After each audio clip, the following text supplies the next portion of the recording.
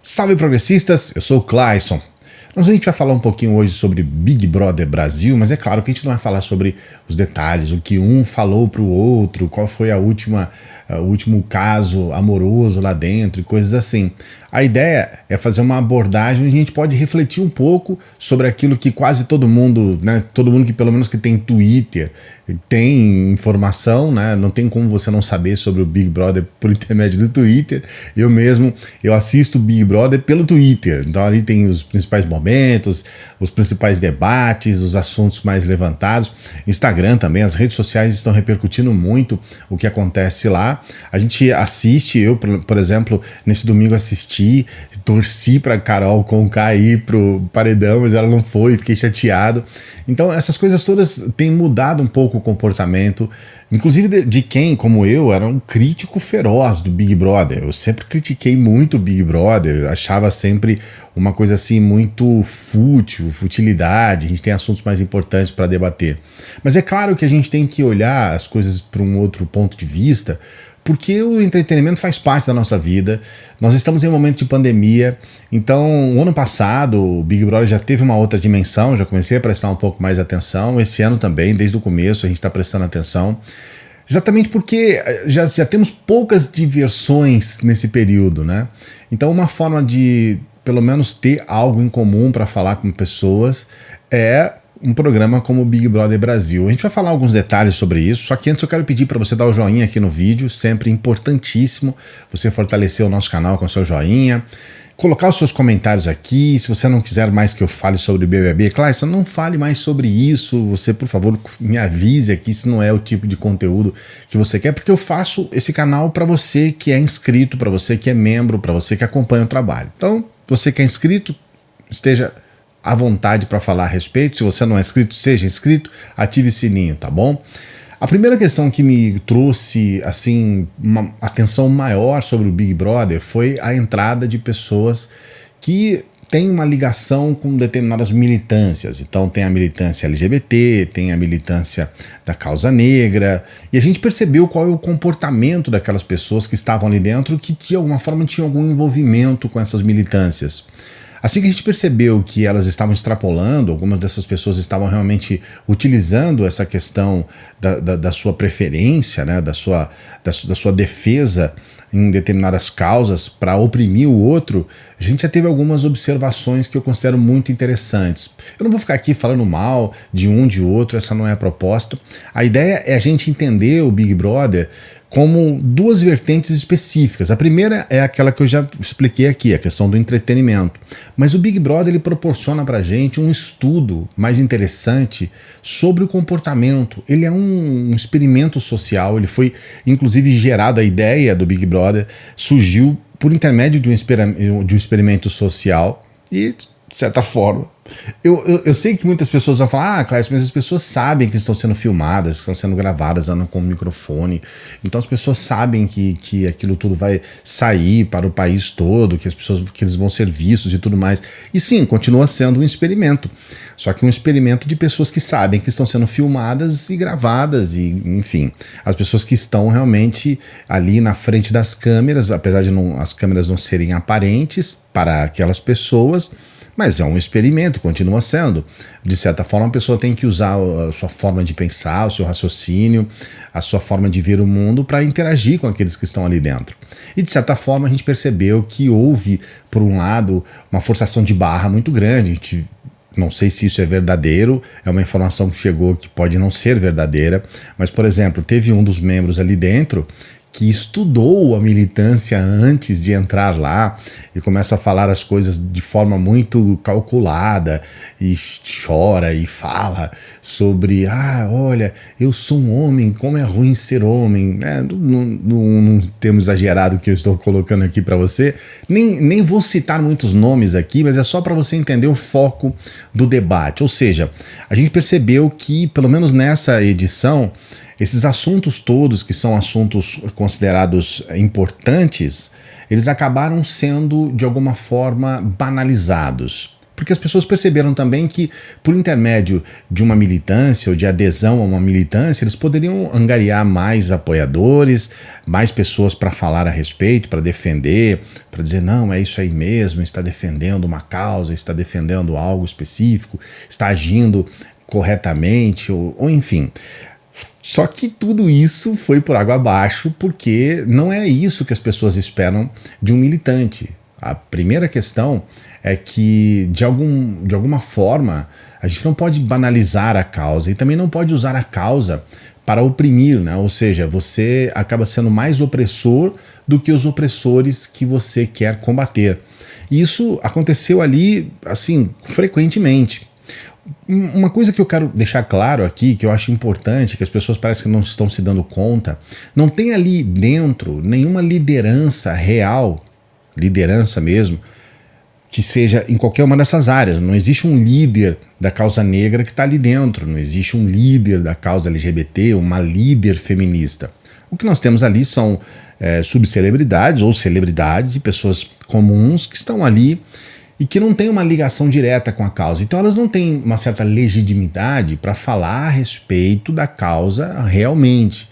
Não tem essa legitimidade, mas por alguns, digamos, oportunistas, essas pessoas passam a responder diretamente pela causa. Então, infelizmente, a gente está vendo também no debate, muitos daqueles que já não gostavam dos LGBTs, que já não gostavam das feministas, que já não gostavam de causas como a causa racial, as pessoas estão usando aquilo para reafirmar a sua objeção, para reafirmar a sua contrariedade, mas, em primeiro lugar, para tentar usar aquilo para deslegitimar.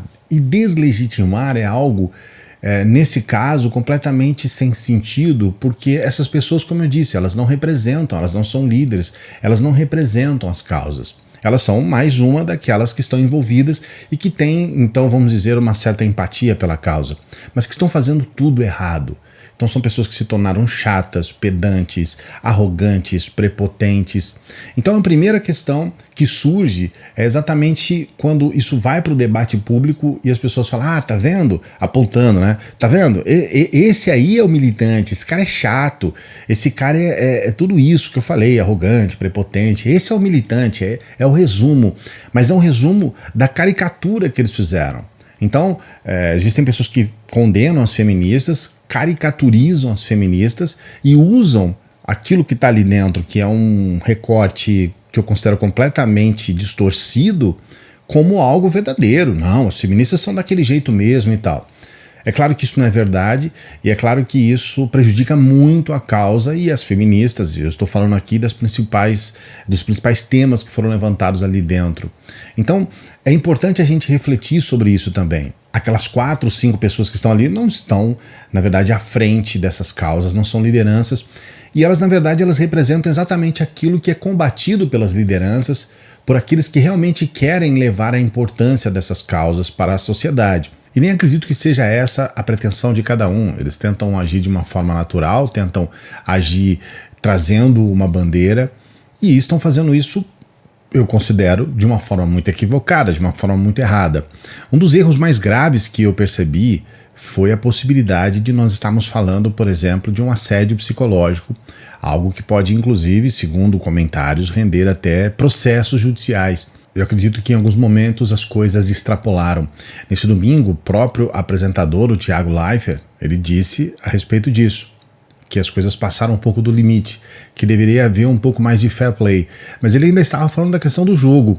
E eu acredito que possa haver uma movimentação para que as coisas saiam do jogo e aqui fora, né, na vida real, vamos dizer assim, isso possa ter alguns comprometimentos mais sérios e mais graves. O que a gente percebe é que nas redes sociais as coisas estão bem complicadas.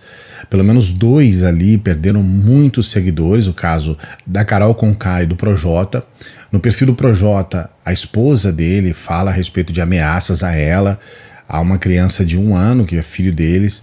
e as coisas estão ficando um pouco mais complicadas. Eu acredito que a própria Globo e os responsáveis pela atração deveriam prestar atenção nesses detalhes, entender que as coisas tomam uma proporção muito grande, envolve muita gente, né? Todo mundo acaba sendo um pouco, digamos, envolvido até emocionalmente com isso. Muitas pessoas não entendem que é apenas um mero entretenimento e acabam se envolvendo. Você imagina que durante muito tempo atores de novela que participavam de novela eram hostilizados na rua. Agora, num caso como esse, em que supostamente eles nem deveriam ser atores, estão ali para representar um papel real, ou seja, representar a si mesmos, as coisas devam ser até mais complicadas. Essas questões todas a gente vai falar um pouco mais a respeito disso. Eu vou voltar nesse assunto aqui, caso você tenha interesse. Você pode inclusive colocar o seu comentário aqui, para que a gente possa falar um pouco mais sobre experimentos sociais, sobre questões ligadas à sociologia, ligadas à psicologia, e a gente possa refletir de uma maneira mais técnica sobre tudo o que está acontecendo lá. É um assunto um pouco diferente, uma abordagem um pouco diferente. Não faz sentido colocar aqui para você uma abordagem mais específica sobre o que aconteceu do ponto de vista de uma mera explicação dos fatos. Mas eu acho que a reflexão e a forma diferente de ver uma realidade pode trazer um grande aprendizado para a gente. Eu acredito nisso.